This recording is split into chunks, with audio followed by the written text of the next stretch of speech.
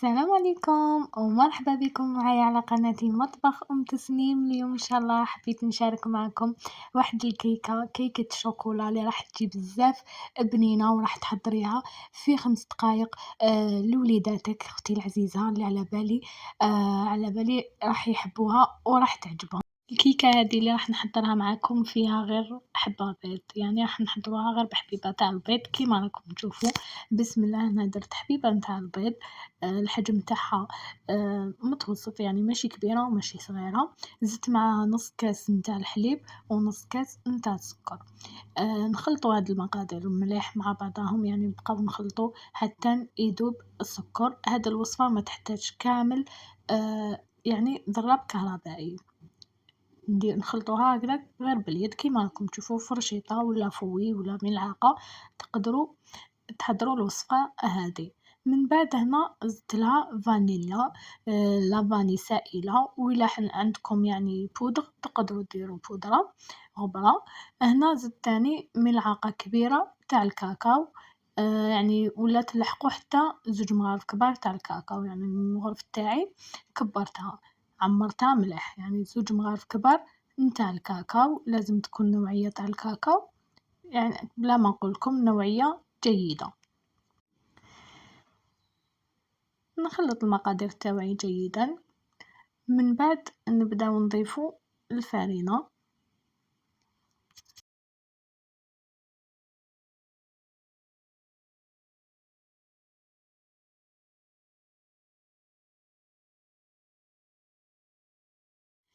الفرينة راح ندير كاس ونص نتاع الفرينة، أنا درت كاس الأول وراح نضيف نصف كاس الثاني، يعني درت كاس ونص مع كيس نتاع خميرة الحلوى، ساشية تاع خميرة الحلوى.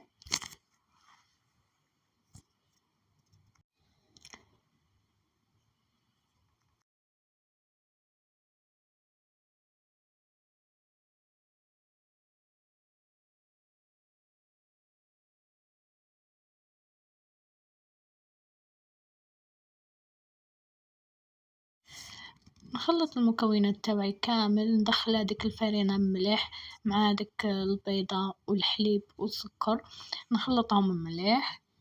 من بعد راح نضيف نص كاس نتاع الزيت، يعني الزيت هنايا خليته في الآخر، هو اللي راح يمدلنا هاديك الهشاشة للكيكة تاعنا وتجي بزاف بنينة، تجي خفيفة. البنات ما راحش تأمنوا ولا ما راحش تصدقوا البنة تاعها والخفة ديالها. تقدروا حتى وتستعملوها يعني كيكة، يعني تقدروا ديروها كيكة عيد ميلاد، ديروها هكذا طيبوها كيما درتها أنا وتستعملوها طبقات.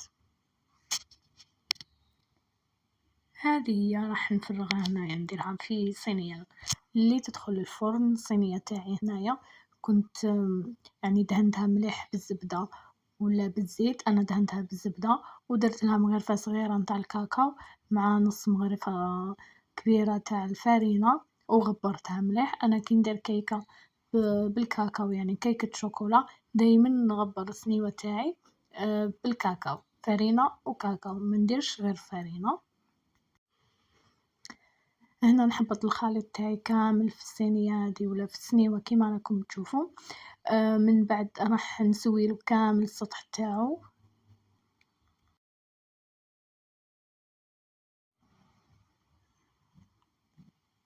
هكذا لازم السطح تاعنا لازم يكون كامل متساوي وما تجيش جهة طالعة وجهة هابطة. أنا راح نسويها هكا بالسكين كيما راكم تشوفوا البنات، هكذا ندير خطوط بالسكين راح تتسق منا وراح تولي تبان لكم كامل راهي متساوية. من بعد هنا ندخلها للفوغ يكون 180 مسخن من قبل على 180 درجة، ونخليها جوست يعني تطيب لنا، راح تطيب لنا في ربع ساعة، ما راحش تطول، غير نشوفوها نشفت من الفوق نخرجوها، ما نشعلولهاش من الفوق باش تتحمر. هنا كيما راكم تشوفوا هنا جبت 150 غرام تاع شوكولا، هنا نوعية شوكولاتة يعني درت نوعية ماشي معروفة ودابت لي بصعوبة. هنا زدت لها مغرفة صغيرة تاع الزبدة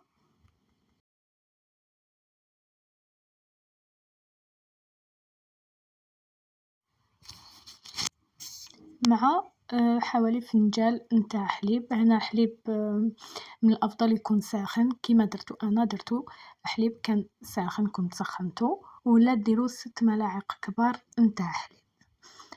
هذه هي البنات، شوفوا الشكل تاع الشوكولا تاعنا كيفاش راهو. من بعد ما طيب الكيكة تاعنا وخرجها من الفوق، شوفوا كيفاش راهي الشكل تاعها راهو يشهي، يعني تقدروا تاكلوها هكذا بلا ما ديروا لها شوكولا. راني نقول لكم البنه تاعها بزاف بنينه. نفرغ هذيك الشوكولا كامل فوق الكيكه هذه. هنا البنات في هذه المرحله بعد ما ديروا لها يعني الشوكولا حتى لازم تخلوها تريح، ولا تدخلوها للثلاجه وتخلوها تبرد. أنا لضيق الوقت وما كانش عندي الوقت وكان لازم عليا يعني نصورها ونكملها ونقطعها معكم. شوفوا كيفاش راهي سخونة، راهي تغلي. من بعد ما راح تبرد صدقوني السنيوة هذه تطير في 5 دقائق، ما راحش طول. البنة تاعها بزاف هايلة كيما راكم تشوفوا. هنا راني نقطع فيها وراح ندير لها تزيين خفيف وبسيط، يعني ما راحش ندير لها حاجة.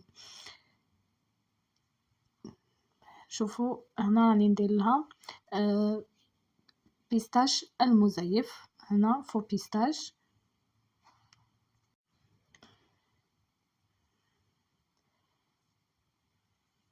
راح نحاول نقسم معاكم وحده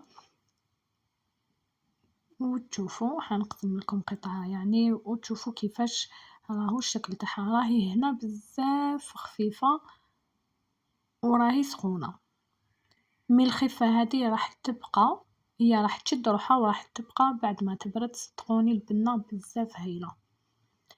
راني نأكد ونعاود على البنه. شوفوا البنات الشكل تاعها، شوفوا كيفاش راح تجي بزاف هايله وتجي بنينه. هذه هي البنات الوصفة تاعي تاع نهار اليوم، اللي كانت كيكة الشوكولا اللي كيما شفتوا حضرناها غير بمقادير بسيطة، وحضرناها تاني بحبيبة نتاع البيض. دارت لنا سنيوة ما شاء الله، يعني كمية عائلية. ما بقى لي غير نقول لكم البنات ما تنساوش تبارطاجيو الفيديو، وما تنساوش تخلوا لي الآراء تاعكم في التعليقات، وما تنساونيش بهذاك الجام ديالكم. انا نفرح كي نلقى لي جام تاعكم. ما بقى لي غير نقول لكم تهلاو في رواحتكم والسلام.